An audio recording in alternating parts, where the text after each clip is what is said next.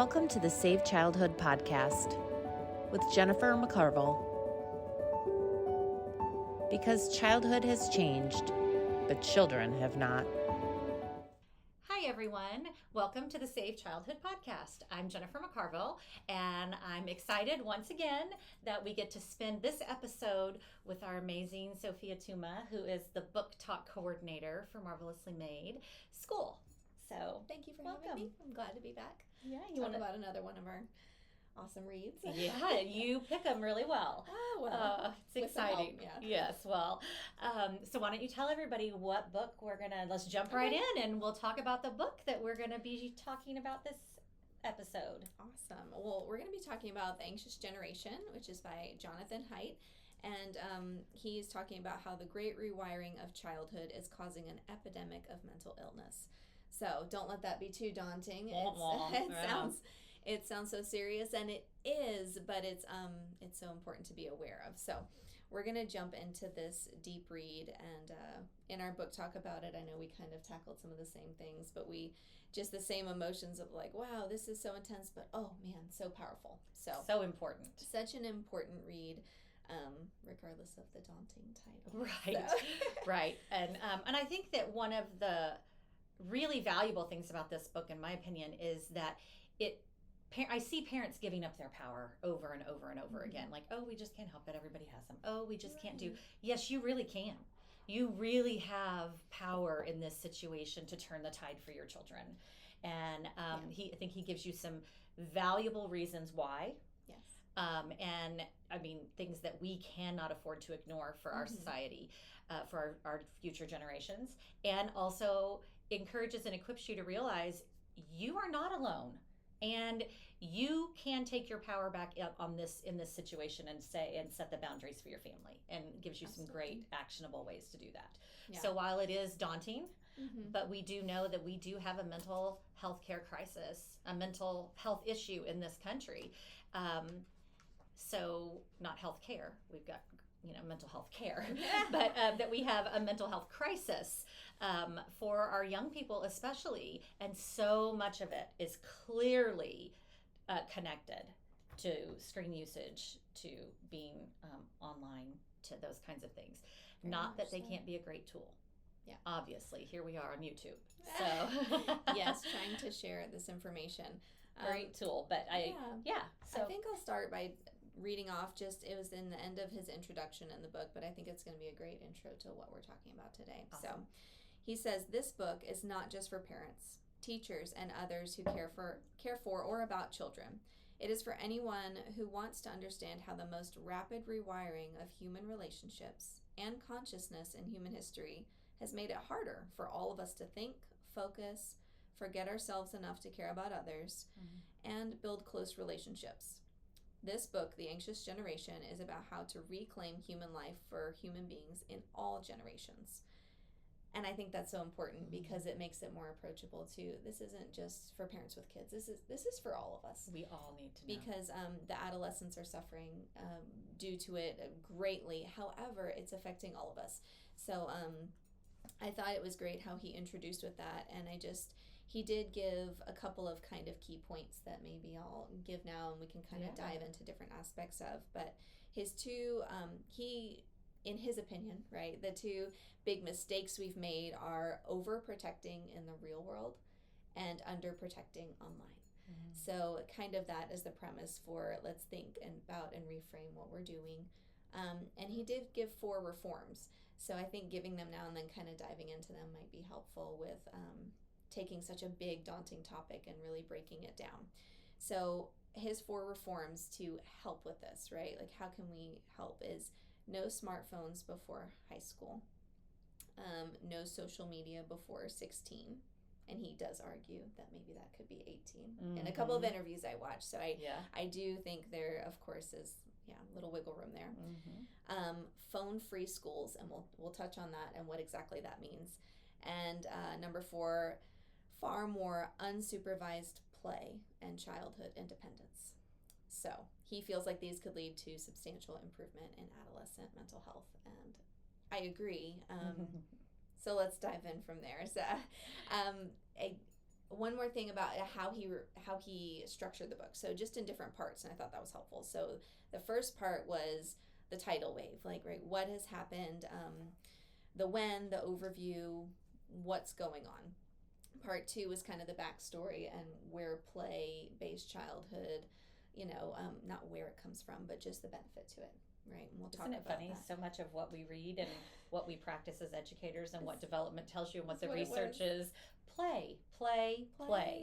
Unstructured time. Learn Play. through playing and doing. Yes. Sorry.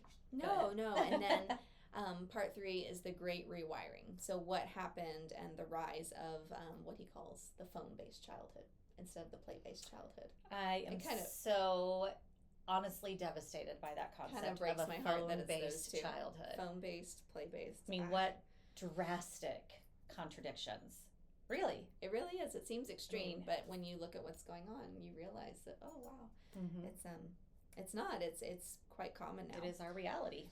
But well, my favorite it's not part of everyone's the book, reality. That's true. My favorite part of the book was part 4, and that was the collective action for a healthier childhood.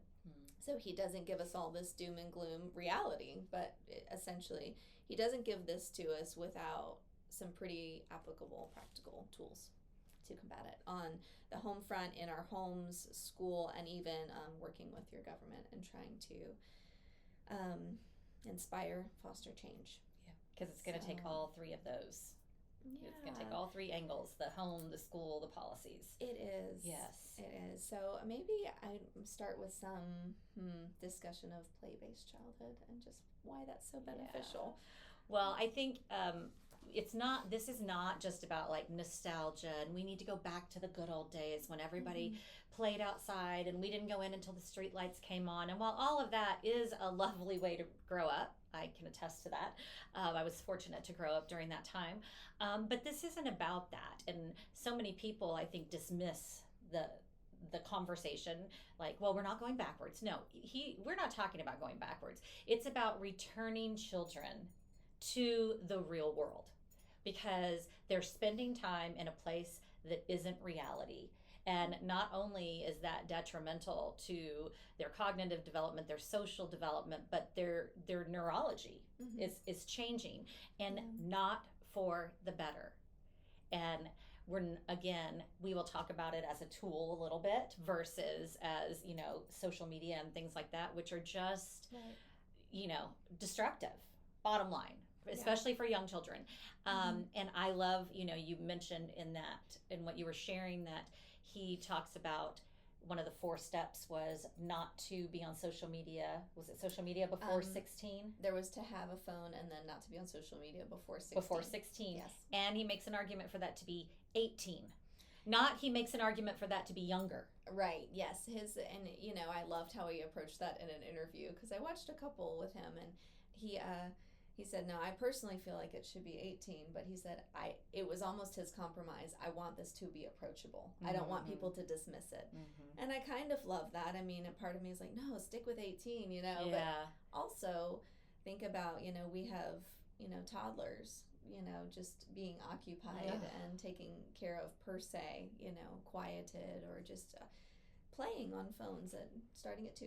Yeah. So we're starting somewhere, and I appreciate that he wanted to make that more approachable. I mean, now they're making, container seating and things for infants that have a place to hold a phone. What are we doing? I didn't know that. Yes. Oh my goodness. It's just shocking. So, yeah. And I mean, to think about, and he talks about human childhood is very different from, children's brains grow to 90% of their full size by 5. Yep. So just think about what we're feeding and back to the benefits of play-based, life or childhood in general. What are we developing the brain with? Right. Not those fine motor skills and in those first years, we have to be really building the strong neurology for oral language, for movement, for social and emotional competencies. That is the largest area of growth in these early childhood years, which goes through 8 years old through 3rd grade, basically. Yeah. So from birth even in utero, but from that time through third grade is what's considered early childhood in education.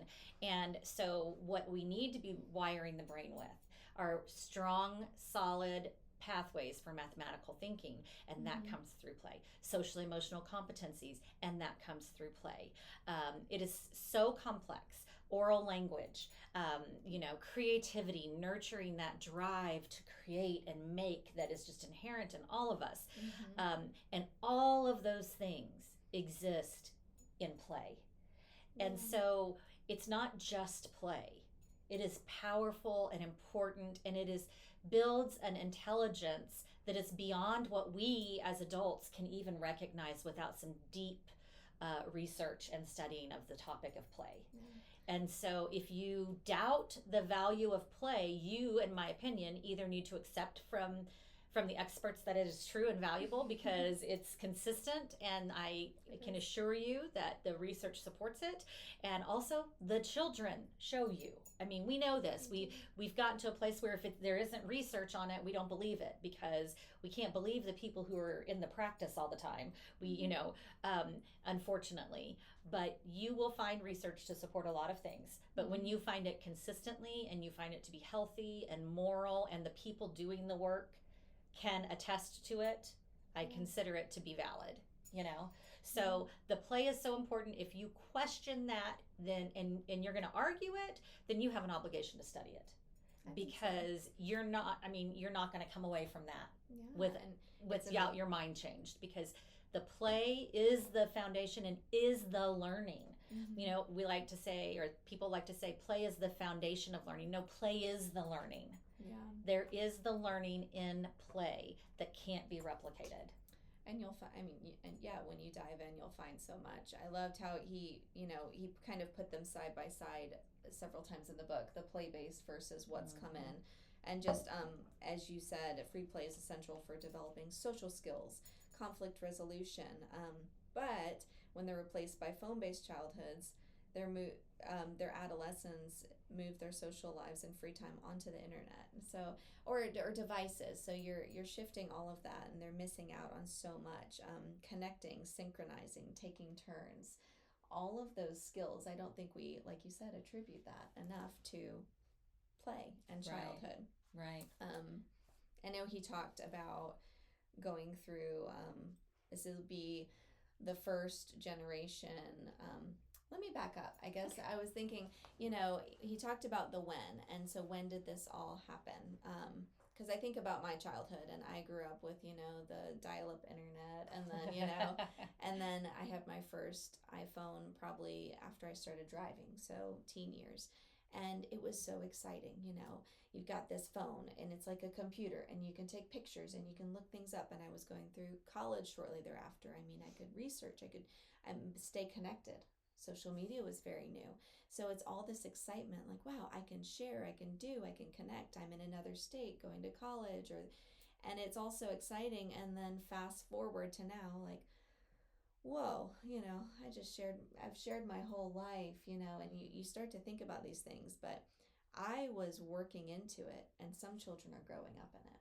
So what he's speaking to is children who are growing up, and in their 2010s is when he discusses this starting, and really with essentially the iPhone and that forward-facing camera and the impact of that technology and social media really affecting childhood. And I was about to say, he speaks to children this is the first generation to go through puberty on social media and devices, and how impactful that has been, because all of the adjusting and emotional navigation that you go through, much less physiological. You're not really having to do a lot of that if you don't want to, behind this filter of a screen. And then that sensitivity and all of the impact of judgment and social media and boys and girls. He talks about they're different. I'm throwing so many things out there. It's a lot. Let's pick a topic. It's a lot. Pick something, because in the book talk, I felt like this is one of the ones that we could have talked all night, just because you want to get deep into it, because there's so much here, but really you can't without Yeah. There is so much. And I think people spend a lot of time defending it, making excuses for it. They're expending a lot of energy on those things. But the reality is the cost is too high. Yes. The cost is too high.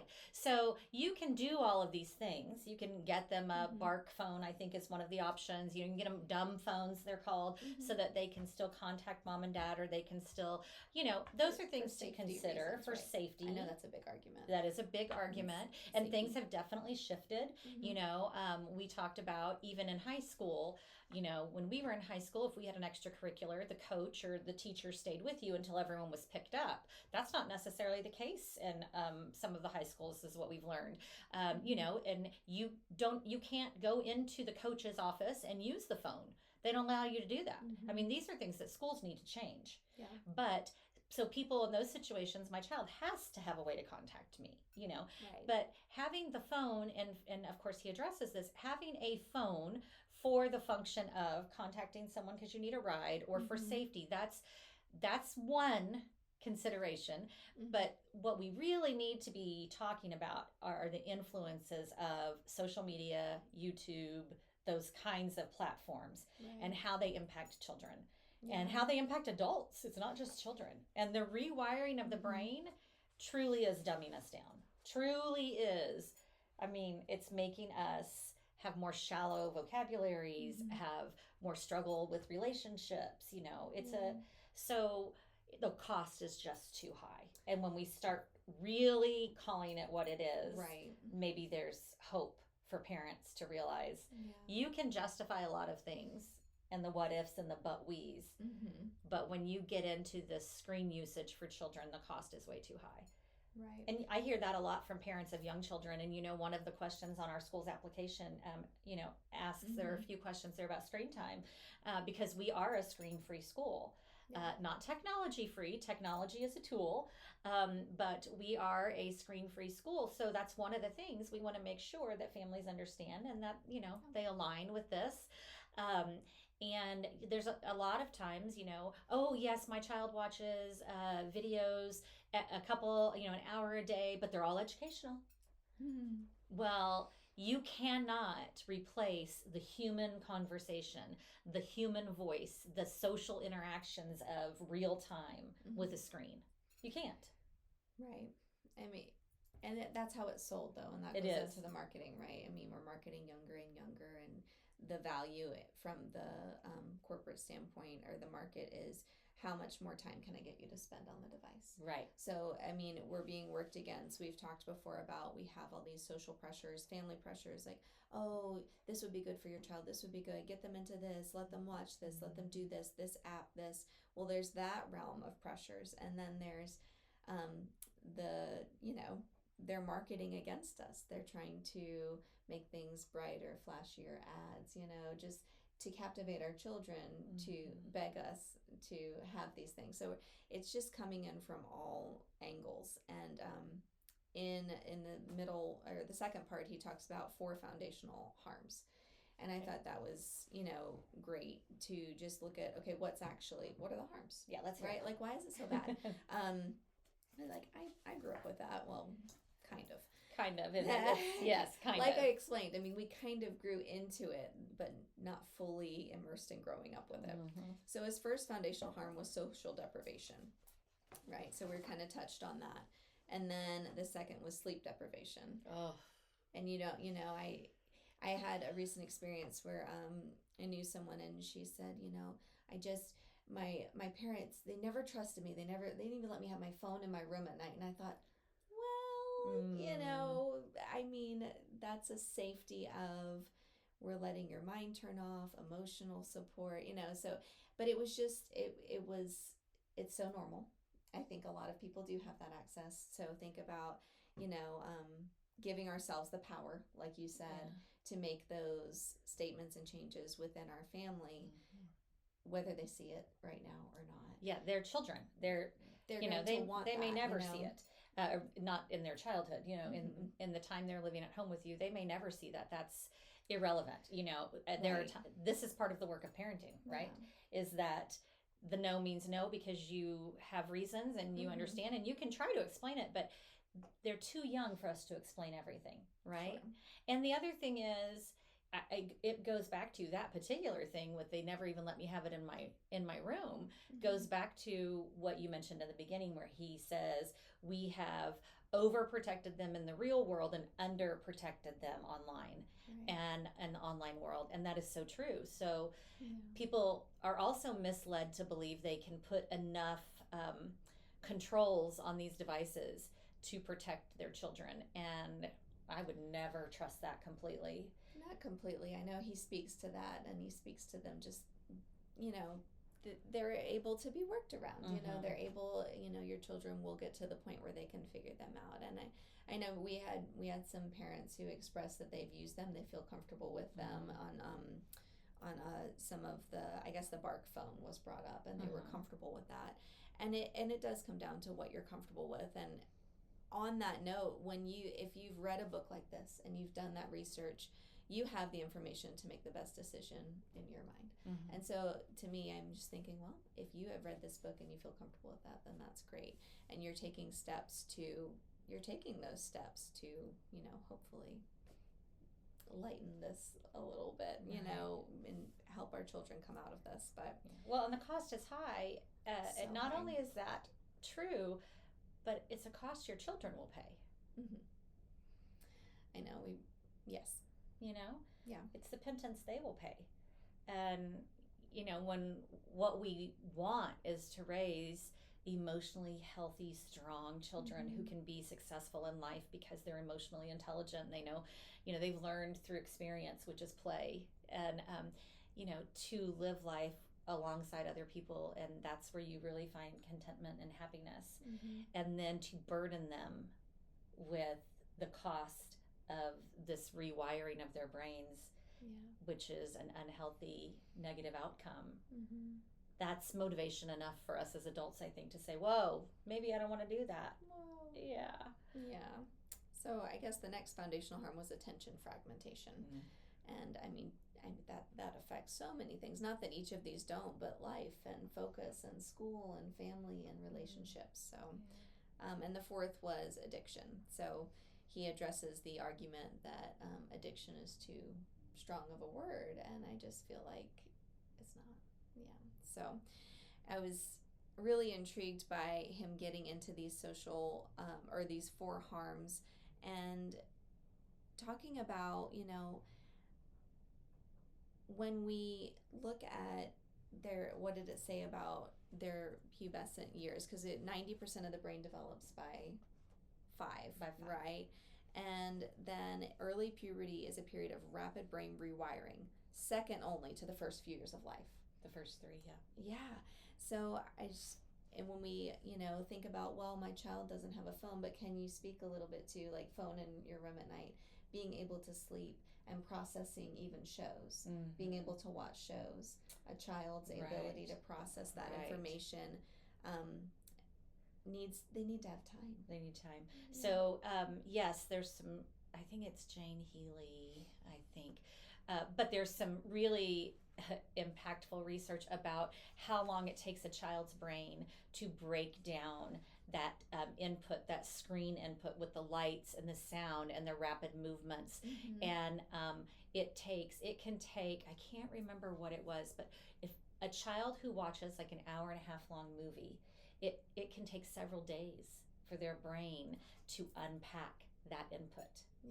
And yet we have them with this constant input and not time to unpack that, not that white space, not that time to reflect, not that time to process through an unstructured, you know, just being outside, playing, interacting with the world, free play at home, inside or outside, at school.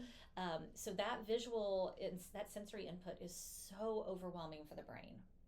So I think that was a turning point for me in realizing how much we're asking of a child's brain when we give them that kind of visual input.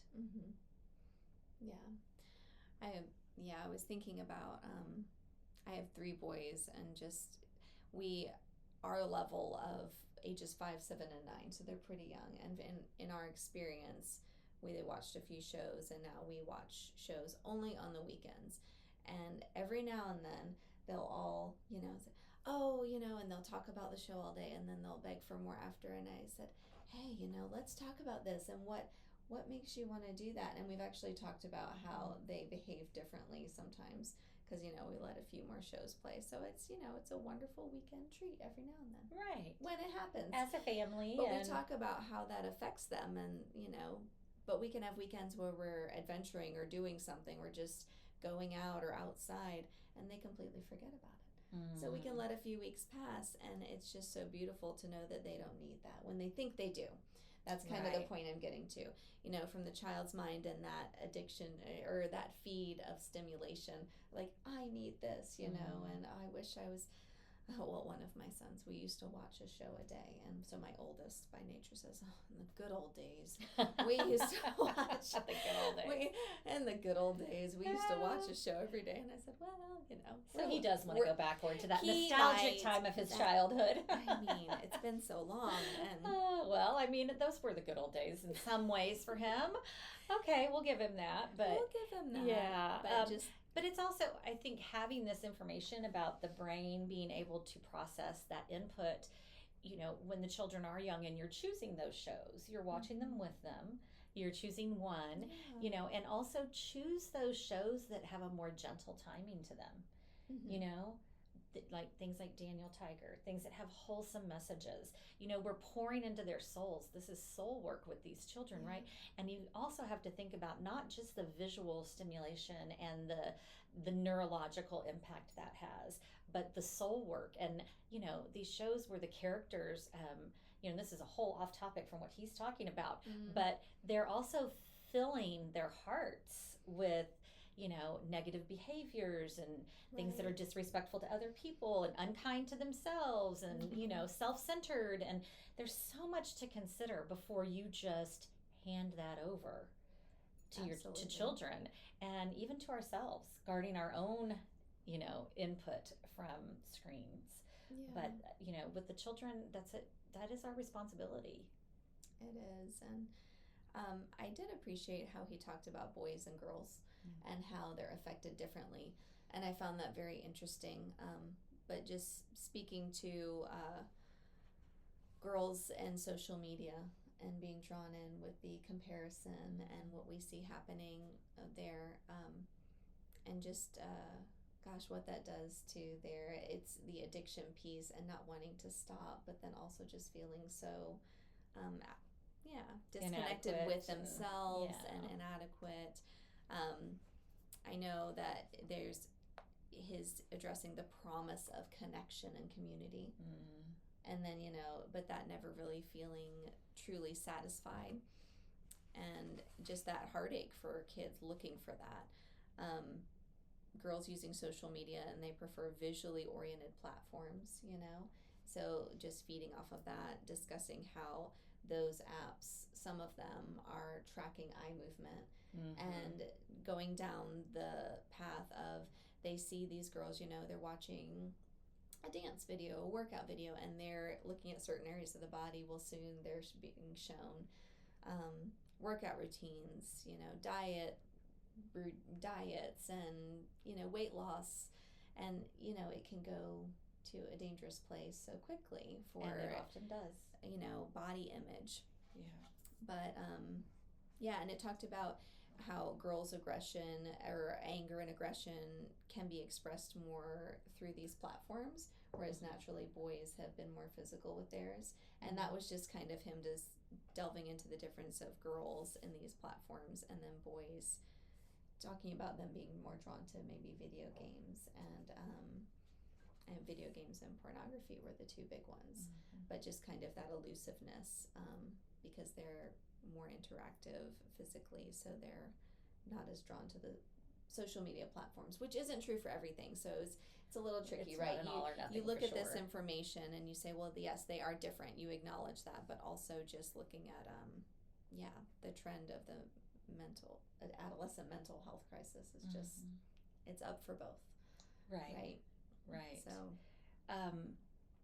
So was there a particular part of the book that felt like the most urgent? Like, Do you recall if there was a part where you were like, that has to be done tomorrow? Or maybe all of it. Well, I mean, just getting past that sense of overwhelm, like, wow, this really is a problem. This really is, what can I do? And I think for me, it goes back to what close to home, what my boys see me doing. So if I had to pick something, what could be done tomorrow for us, it would be disciplining myself to put my phone in a certain place. What they see me do is to not spend as much time with it. So minimizing my time on any device is just that first easy, like, oh, well, reading a book like this makes me want to kind of be done with it, right? So my urge is to, like, the urgency is less of this technology, or in the capacity of social media, and just the reliance on the device and the urge to click the device, right, will have a greater impact on them. And I appreciated some of the studies he addressed. There was one I remember the name of, was the brain drain study. So they just experimented with the phones being present, whether it was right in front of you, in your pocket, or in a different room, and studying the attention. He talks about attention fragmentation and just where your attention is, and if you're able to focus as well. And it's fascinating to me. I mean, I've experimented on myself, if my phone's face up and I can easily tap it to see if there's something there, I will. Yes. But even if it's turned over, it's too much to walk by and flip it over and do that. So, I mean, it's really fascinating. It's like, it's not even waiting for, mine's on silent most of the time, but it's not even waiting for a notification as much as we will go and check for one, open it up. Oh, what should I check? And I think those of us who keep it silent, I'm one of those people also. I do sometimes feel like I need to check it because it's silent. Yes. Like I won't know if something came in. It almost has the reverse effect. Yeah. So not that I'm going to turn those notifications on, because I'm not. Right. But yes, so you have to intentionally train yourself not to be so obsessed with it, connected to it, driven to what are the words, all of those words, right? I have to tell myself, like, that's gonna wait, it's gonna be okay. That can be hard for the people who want to get in touch with you, and we become a society of people who want to be in touch with you immediately. And the argument is always like, well, what if there's an emergency? Well, okay, there are provisions for emergencies, right? There are things you can do on your phone so that you can have breakthrough phone calls for those people who you're responsible for, or that is an issue for. There, for me in particular, at work, we have landlines that all of our spouses, people in our lives who need to know how to get in touch with us. We're not going to have our devices on us, and etc. So there are workarounds for things instead of we can't. I think the question needs to be, okay, I see that cost would be high for my child or myself. What can I do? Right. And changing it, because we've lived a whole lot of years without this. It's been okay. Yes. And we survived. We have, and thrived in a lot of ways.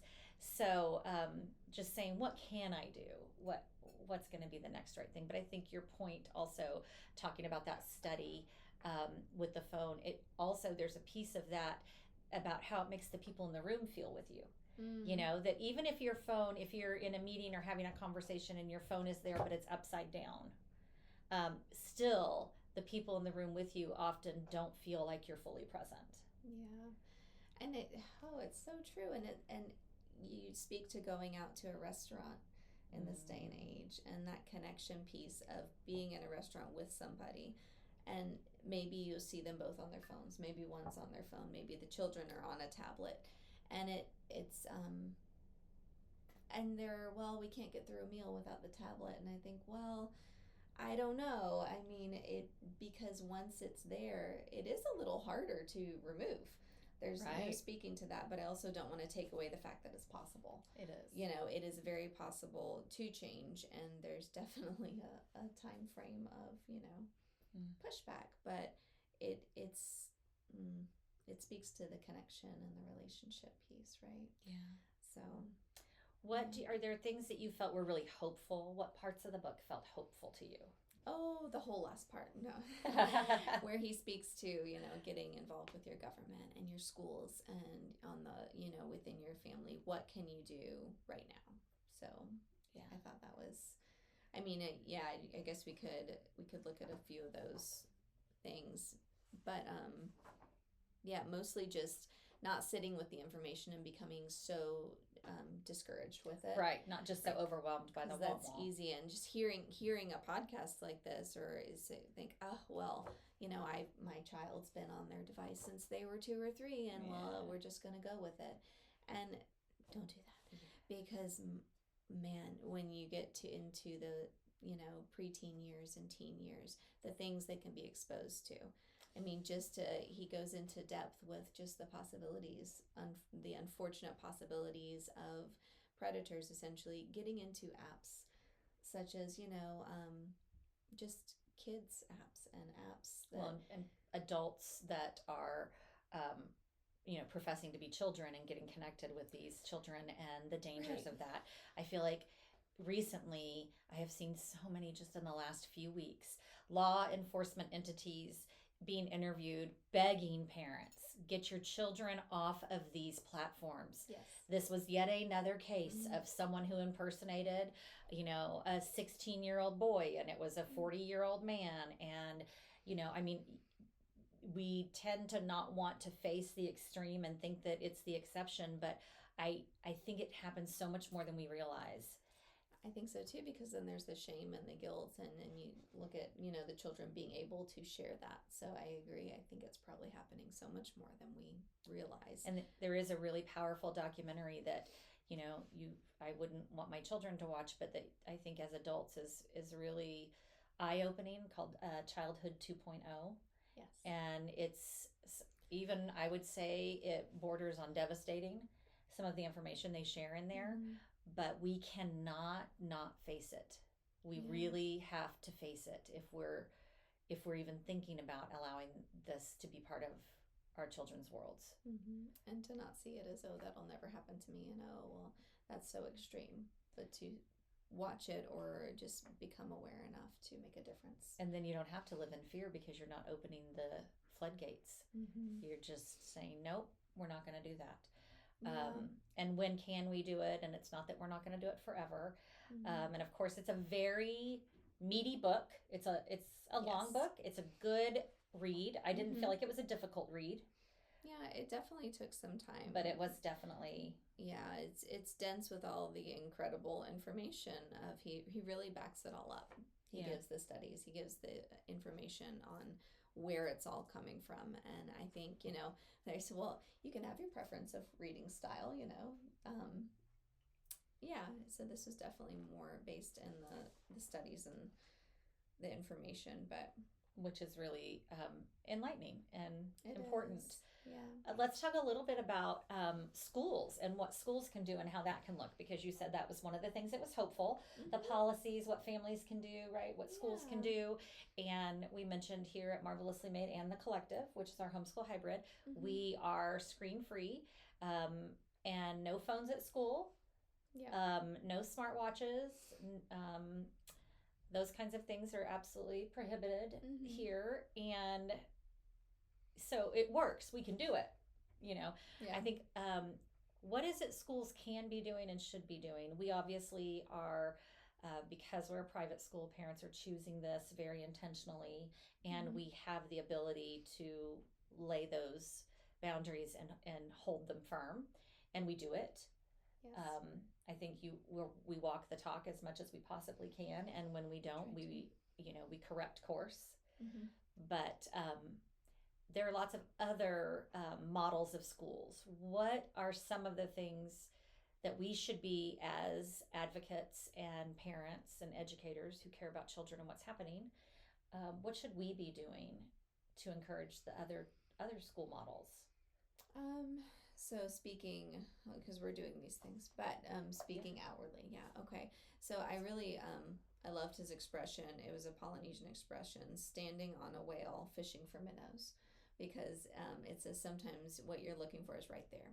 So he gives them as his whales. So the whale number one is phones in schools, and we spoke about not having them here, but he talked about typically that means students can only they can have them but not in the classroom, and he really pushed for phone-free schools because he said, it's great to not have them in the classroom, but there's the urge, the temptation. It's right there. Can I sneak it? How much? Oh, it's 10 minutes till bell. That attention, like the attention fragmentation, it's already there on the phone. You're losing that. And in the hallways, where's the interaction? It's usually not. It's how much can I get in? How much can I comment, like, post right now before the next class starts? Well, and these poor children, also stuff is being posted about other people, and sure. So in between classes, and the insecurities that nurtures, and so forth. And it's really interesting. I think it was 2 years ago, we had a school district here in San Antonio, and they made a policy that the children would not be able to use their cell phones during class. And we over here, Saving Childhood, fighting for that, we're thrilled to hear that. And happened to be the district my children went to, and that was not a policy when my children were there. And I found it infuriating. And we need the schools to help us protect our children and implement best practices. And so anyway, I was thrilled about that. What was really surprising to me is there were many parents who were furious because they want to be able to get in touch with their children any minute of any day. How are they going to text me? Well, they're not going to take my child's phone. I heard it over and over, and I thought, what is happening here? Well, and that's a good point, because an argument is safety, right? And there's that, they've come to expect, I want that, and that's going to be an expectation. I can get in touch with my child anytime, any second of any day. He brings up the thought of, a school shooting and parents wanting to be able to get in touch with their kids. And he said, he pulled it all around to basically the point of, it is more dangerous for those students to have cell phones in that situation, to draw attention, to be distracted. They need to be focused on following the instructions. And so even in that time, how scary would that be for us? Right. But to keep them as safe as possible, he even brought attention to that concern being, no, it would be better to not have them have their phones. Not our best argument. Not our best argument. And also turning them off during the day and during class. I know he gives that, okay, well, here is kind of a compromise, right? If you feel like they need to get a hold of you after school, or that they need it for safety or what have you, turn it off during the day while you're in class. Right. Ideally, they wouldn't have Wi-Fi available in the schools, and they wouldn't have. But we have a bigger problem in that teachers are assigning homework and studying and things like that are on apps on their phones, requiring these children to have phones to do their schoolwork. Yeah, that's insane. So, and there's the pressure too. Kids are. So there's the feeling left out on a social level. Right. And then there's the feeling deprived or left out when, well, I can't do my homework there, so I have to figure out, and I'm the different one doing it, So, and I think that's what can get us many of the times.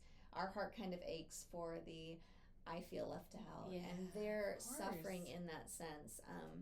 But to hold strong to weighing those risks, right? And I loved the term he used, opportunity cost.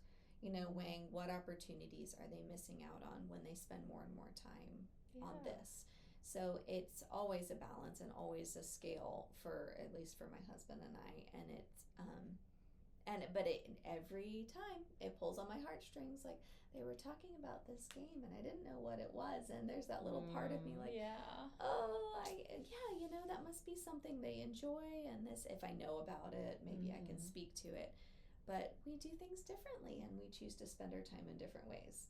But I can almost guarantee that, especially as they get older, right, that's where we're pushed and pulled, is, oh, well, everybody else is doing it, and oh, well, this, and right. As a society, we go with the crowd flow. We don't really want to stand out. Yeah, unfortunately, there's a narrow that's path a trend. That's hard to take. We know that. Mm-hmm. Yeah. Well, and I think that happens to us as adults too. People are watching shows we're not watching. They're going to movies that we don't watch. They go on vacations that are nothing like we go on. That's part of life, is being around people who have experiences you don't have and learning how to navigate that. So maybe we can put a positive light on that, and that there's something to be learned in that as well. And now that there are so many things to watch, and so many, it used to be, there were 3 channels and everyone watched the same ones, and you knew the show that came on Thursday night at 8 o'clock, and everybody talked about it around the water cooler. The water cooler conversation was about that episode last night. But now it's not that mainstream of a, it's so, there's so much variety that finding, so, that's just kind of the way life is for adults as well. We're not always going to be able to talk to the crowd about what they're watching. I'm not a big movie watcher, so I'm that person who's like, oh yeah, I didn't see that. Yeah. Oh gosh. And sometimes you really wish you were in the know. I mean, it is fun to share those lines, but I don't know a lot of the lines either. I'm like, well, what movie was that? No. Right. But another thing, as far as what schools can do, is that he talked about them being more playful. And so incorporating more play, extending those, recess times. And then he went into a group called Let Grow. And it's a wonderful group, and it brings it home. So my understanding of that program is that you establish new things that a child can do by themselves. And in communication with the parent, they're growing through those independences, and that can look so different, I guess. But working through the more playful and the let grow, these are of course off screen or off device things. I believe an example was, and of course this is always in communication with the parents, right? Right. But like going home and being in charge of preparing that snack or lunch or meal or dinner, and just accomplishing things, and what that does to help them grow in a different real way. Things. Doing real things. Yeah. In and the real that's world. the organization that was started by the mama who let her child in New York City, where they lived, ride the subway. Yes, I do remember that now. So she was, really, really criticized, and there was, I don't recall. I think there was some law involvement in that. I'm not sure 100%, but the bottom line was it really got a lot of attention because, and she's done some phenomenal work out of that, sharing what's a real fear, what's a valid fear. They're all, our fears are real, but what are they based in? What's valid statistically? How safe are our children? Safer than we think they are. And how do we equip children to do things that they want to do? We're, overprotecting them in the real world. We're not allowing them to take on responsibilities, to gain those responsibilities as they grow, to be able to do real work, to be able to know they're competent and exercise that competency. Right. And so the Let Grow program is something that has been designed to support parents through allowing their children to do things like make a meal or throw a party, or they have a bunch of different things. So going online to check out that website, letgrow.org, I think it is. Really, I think an interesting thing for us as adults to explore. Yeah, I agree. And I feel like that's a nice jump into what parents can do now, because just that really motivating section of like, okay, this is all a little scary. What are we going to do at whatever season we're in? And I appreciated how he said there's a lot that parents can do to become better gardeners, those who create a space in which their children can learn and grow, in contrast to carpenters who try to mold and shape their children directly. And I thought that was wonderful, to shift that mindset to gardening versus carpentry. And there's also a book called that. There is. A wonderful book. So increasing their engagement in the real world and embedding them in communities. Free-range childhood is more likely to produce competent young adults. I loved that. And you think free-range and your mind goes to crazy, wild things. However, we talked about play-based childhood, and we've already addressed that. So that's right. Just being able to trust that they're going to glean so many communication skills, and so many skills through that. Well, and then when they don't have freedom in their play and their activities like that, then they are not able to develop discernment. They're not able to listen to their bodies and know, oh, that's too high, I shouldn't do that. Because if we have created a childhood, which many people have, where the adults are constantly placing outward control on the children, and versus allowing them to have a playful, free childhood, that doesn't mean without boundaries or supervision, but to have that playful, free childhood where they're able to say, oh, I don't have someone here controlling my every move. I need to actually assess the situation and make a good decision. That's right. And they're capable. And they're capable. It takes practice, right? And working up to that. And he talks about our own anxiety being the block to letting them do that. Yeah. So yes, getting past that point and getting them to the point where they can grow through doing things. The point of that let grow too is on their own, and what they feel and growth from that. And it sticks. You do something yourself and it sticks. And the achievement and just a confidence there. So. Right. And on their own, I feel always like we have to make sure that we're not, because people tend to get so freaked out. But on their own doesn't mean without support. It doesn't mean not that you're not there. Yeah, I mean, we're not, it's not that drastic, but it is allowing them to go as far as they can on their own, checking in with us, talking it through before they implement the plan, and helping them develop those skills, which are life skills, to be able to plan something out and be able to follow through and be able to see the impact of the things that we're very capable of doing. Right. And of course, that's going to look different at different ages, right? If you've got little ones on their own, might be that you're just standing there and you're not saying anything. Right, yeah. When they do something wrong in your eyes, you're not correcting them. You're letting them figure out, oh, that egg didn't make it in the bowl. Instead of jumping to the rescue, do you let them figure out how to maybe go grab their own towel, or or suggest something and be part of it, and not the freaking out, like, right, we go to the extremes, those fears, like, oh no, don't, the gasping and the oh my goodness, and then we're causing all of this anxiety and this stress within the child, and then it's hard for them to trust themselves. It's hard for them to try things and to be able to grow those productivity and competency skills. Yes. And then, a teenager, going and getting gas on their own. Maybe you've always put gas in their car. I don't know. So it's going to look very different, of course, I think. But the point of just being able to, be aware of that and start incorporating more of that to build that confidence. Yeah. And then, of course, delaying. I know that, delaying or course correcting, because I feel like it can be, I'm just going to go back to it again, like it can be discouraging. Like, oh, I'm already in it, the mentality of I've already done that, I've already started, or we're too far gone. You're not, because anything you can course correct now.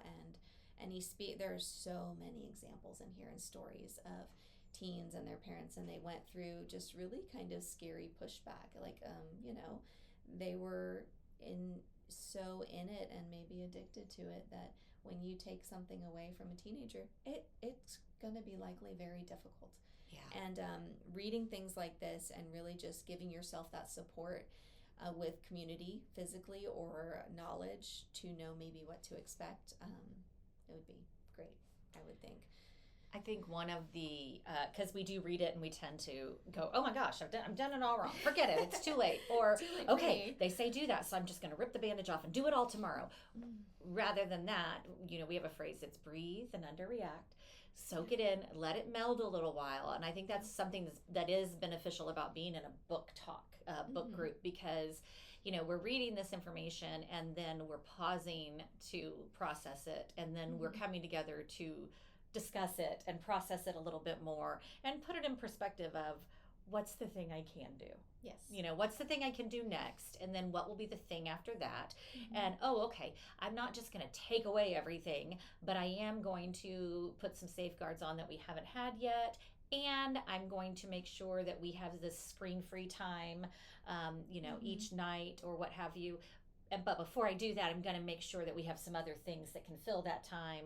Yes. And then you implement it, instead of, number one, just throwing your hands up in the air and saying, forget about it, it's too far gone. And then number two, going the other extreme, which is, oh my gosh, we're going to stop it all right now. It is because that's not only overwhelming for you, because it totally is, but your children might get a lot more pushback like that. Well, and I think another good support for families who are deciding, like, well, maybe our kids aren't on screens yet, maybe they're in elementary school, and we know a lot of them are on screens in elementary school. And by screens, we definitely are mostly talking about the social media piece of that. But we know they are, but let's say they're not. Yay for you, yay for them. But there's a program called Wait Till 8th, and that the whole concept of that program is that you band together with other parents who share these values, who are concerned about these same things, who have decided the cost is too high, and who are telling their children, you're not the only one, because that's what you're going to hear, like, but everybody's doing it. Everybody has one. Everyone is, and a lot of them probably are. I mean, it seems like, but regardless, you band together with a group so that your children know, like, we aren't the only ones. And they're not the only ones. We're together working through these challenges of raising children in this environment. Yes. And I like how you brought that up. So, I mean, as we're kind of wrapping up, I wanted to address that he has put together an incredible website with lots of resources. And it's anxiousgeneration.com. And he's given, aligned organizations like the one you just talked about, Wait Till 8th. And he's divided them out between categories of digital habits, research and advocacy, ed tech, youth-led, play and outdoor. So just a wealth of information. He's created a companion book for the adolescents, which is The Amazing Generation. And I actually I have it, and I'm working my way through it. He co-authored it with Catherine Price, who wrote How to Break Up with Your Phone. And I just thought it was a really neat concept for him to come up with a youth version. And so you look through, and he really, having read The Anxious Generation, he's addressing so many of the same things. And it's kind of this combination between a comic strip style book, but also with most of the information on sleep and attention, that your children can learn this maybe alongside you if at that certain age. He claims it's for maybe 9 to 12-year-old. Yeah, that's reading level for about 9 to 12-year-olds. I have a 9-year-old son, so I'm kind of pre-reading it and getting myself ready for when maybe he'll glean from that. But just for example, one page in here says screen time calculator that you can use to freak people out. And I thought that was, an adolescent book. But just saying 1 hour per day roughly equals 15 full days per year. And then you jump way down. Full days, right? So getting them to think about what this looks like for my life that I'm living. And then you jump down, he goes 1, 2, 4, 6, 8, 10 hours. And I'll pause and say that I think the average was about 7 to 8 hours a day for teens on devices. So just think about that as I read. Yikes. I'll go ahead and just read 8 hours. 8 hours per day is roughly equal to 4 months of your life per year on a device. 4 months. So just creative ways to maybe help adolescents. One, I'm not the only one. Two, this is what it is, and helping get them on board. So really appreciate that he created that resource for adolescents, but also let's see. Oh, and another fun thing, he created he calls it After Babel, and it's a compilation of things he basically couldn't fit in the book. And I just thought that was kind of fun, that he thought, this is a really big book and it's got lots of important things, but there are also other things that I want to share with you. So stay tuned to After Babel for, and that is on the website, that section, for more resources. I mean, topics like it's never too late to turn things around. Just like we've been talking about. We love that. Possibilitarians. Summer. It can be done. Oh, one was this summer to take a family detox. That was one of. I mean, it sounds like I know it's a kind of a big one, but doing a family detox, protecting your kids from certain things and when or delaying. But just he's really taking a huge step to try to help the community and parents, and I really appreciated that about his work and his website, and I encourage everyone to check it out. Take advantage of his efforts for to free. really It's not, you don't have to Yeah. subscribe, he's just putting all this information out there to help and to I hopefully mean, he's connect. someone who really seems to care. He really seems to. And we read a book, Good Inside by Dr. Becky Kennedy, and I stumbled upon a resource. They got together, Dr. Becky Kennedy and Jonathan Haidt, and put together a document, and I won't claim to know the exact title, but just 5 ways to reduce anxiety in your children, those 2 authors. And I thought, oh, wow, this is wonderful that we have so he's many collaborated resources. with so many people doing Yes. the work that consistently support what we know, which Yes. is this rewiring of the child's brain is going to have a detrimental outcome to their mental health Yes. and to the and long we need term. to do something now. And we need to do something. Yeah, one of the things I really do love about him doing that book for the 9 to 12-year-olds is that he recognizes, and this is so true a lot of times, I think as adults, we learn what we know what we know, we make rules or boundaries, enforce things for our children based on that, and they're well intended and well informed, but we forget to talk to the older children and give them some of that information, where it's not just, you're not going to be on social media till you're 16. Trust me, I'm your parent. Do what I say. You'll thank me later. You'll thank me later. Yeah. And sometimes you just have to do that because they're in the age of arguing, and you can have conversations and you're just like, you know what? I understand you can't see this right now, and it's my responsibility to do what I believe is right, and this is what I believe is right, so this is how it is. But so they're very intelligent. They're, and they will be empowered with the information as well, to be like, oh, I never thought about if I spend 8 hours a day, that's 4 months a year of my life. Like, let's break that down, and that's a third of a year. Yeah. So, and just thinking about it in different ways. And so I think that's a really awesome resource that bridges the book with all this, information, research, and ideas and suggestions. That book that, obviously your 9 through 12-year-old probably won't read. And you don't want them to, probably, because of some of the hard hitting information in there. Yeah. But to have this that you could walk through, and you're so wise, Sophia, I have the book, I'm reading through it before I share it with my 9-year-old. And you may not need to share it when they're 9, depending on your environment and situation, but you're ready. Yes, and I think that's important too, to not take it at face value, 9 to 12, and just hand it over. Cause, absolutely. They're going, I'm not going to say they might, they're going to encounter some things that, kind of, Mom, what's this? Or Dad, what's this? And you want to be ready for that. I think. Right. And they might be in an environment where they're in a private school such as ours, and we'll talk about they're in a bubble. They're in this bubble of not protection, not overprotection, not keeping them from real world, but actually giving them the childhood that they deserve. Giving them a real world. Giving them a real world. Connections. Yes. And so you have that, and you think, oh, okay, well, we don't need to worry about that because it's never going to happen. But I can tell you, there are other interactions, and there are other things that happen. And, we have one mama who shared with me a year or so ago that, they've done all these things, and their children are a little bit older, and they were outside with the neighbor kid, and they were sitting under a tree in her front yard, and the neighbor kid pulled out the phone, and what was on the phone was incredibly life-altering and inappropriate. And here you've done all this work to make sure that your child is protected from this, this exposure in an untimely, inappropriately timed fashion. But the flip side to that is, while we can't control all of those things, and it was extremely disheartening and unfortunate, they're not saturated with it. So it became a, hey, Mom, I saw this thing.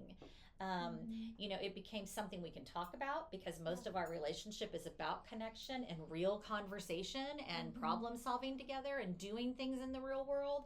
So when it came to this exposure, it was, oh, yeah, this is how my family is, my relationship with my parents is. And so, as the child was going to bed that night, which is always when they tell you the important things. So, just mentioned, hey, Mom, today this happened, and I saw this, and I wasn't sure what that meant. And so the mom was able to breathe and underreact which is very important. Take a pause there before your reaction or response. And able to get some, ask a few questions and get some more information. And, so if we're not saturating their childhoods with all of this, that also gives, when those times come up, it gives us that opportunity for the child to process it a little at a time and to be able to, over the long term, be able to put that together and make wiser decisions and, ways to protect themselves. Yes. So you're never going to keep them from anything bad happening or any exposure that we wish they didn't have, but we definitely shouldn't create it for them. Yeah. What we allow them access to makes a huge difference. Huge difference.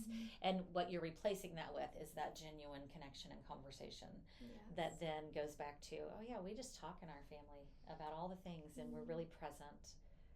So So we've talked about some things schools can do, which there are more things schools can do, but I think one of the things schools need to do is make strong policies, enforce them, and educate the parents as to why they're important. They need to walk the talk. They need to, a lot of schools will say, oh yeah, the kids aren't allowed to be on their phones, but you walk in, kids are on the phones everywhere.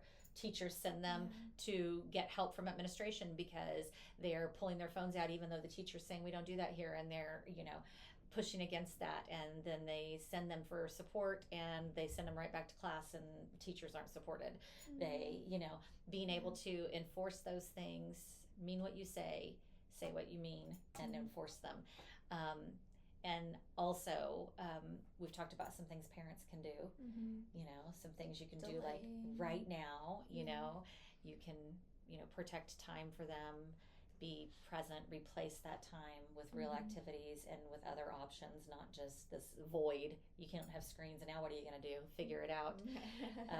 When we've conditioned a home life that revolves around them, we're going to have to tweak that a little bit to make it a little smoother. So, but then also you did mention in the book, he shares ways that you can get involved with policy making. Yes, and I appreciated that because I don't know if I often think that far. I think, okay, I'm in my home, where they're going to school, and then, government, great, but he says go that step further. One thing I have highlighted is just enacting laws which require companies to treat minors differently than adults with extra duty of care. Raising the age of internet adulthood, I believe 13, right, is where it is right now, and he encourages to 16. Let's see, but just bringing it to that level, because there can be changes. And he talked about the argument that they can do that, but if kids are getting on it right now with that minimum age, wouldn't they just do it anyway? And he speaks to maybe enforcing. He spoke about a couple of different methods, maybe, of being able to verify their identity in a different way.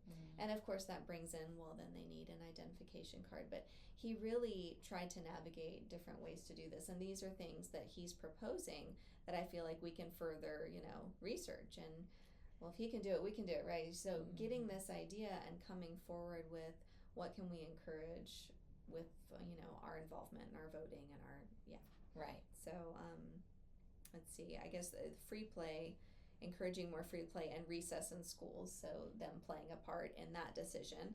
That's another thing schools can do, and we need policymakers to get on board with. But he does say, I think along that same line, the opposite of a phone-based childhood is not a rule-based childhood, it's a play-based childhood. Right. So we've got to really be cognizant of when are they playing. That's what we replace it with.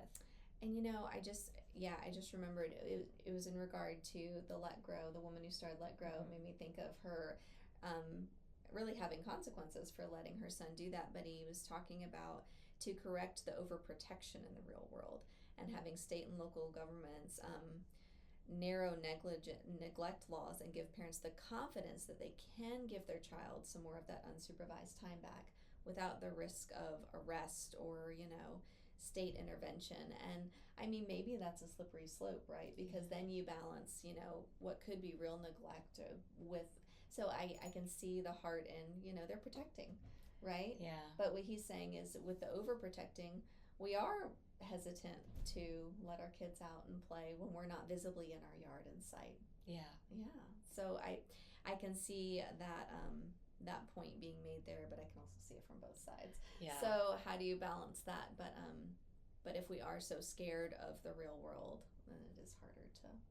It is. It is harder to And do those that. resources that help you see what is going on in the real world, that's Sure. helpful. And I think that's one thing that Let Grow is really doing beautifully. So it's a good book. It's not an easy read. We're agreeing about that. Yep. It's a dense read. It's a long read, but worth it with Yes. lots of real life application. And I love that he doesn't just say children need to be older before social media. He says 16, 18's better. I mean, he's got lots of research to back that up. He does. Because we all thrive on that. And then he's collaborating with these other people doing the work. And you go to his website and he has a bunch of resources. So much So information. he's just hitting it from all directions. He knocked it out of the park, I think. He did, and he's really interactive with, you can watch so many interviews with him. So Yeah. to really get to know more of, his stories and the why and hear him communicating about these things, he's really been proactive with sharing this information. And I know a lot of people are interested in it, so he's being interviewed quite a bit. He is. There are lots of interviews. Interviews. I've seen them pop up as well.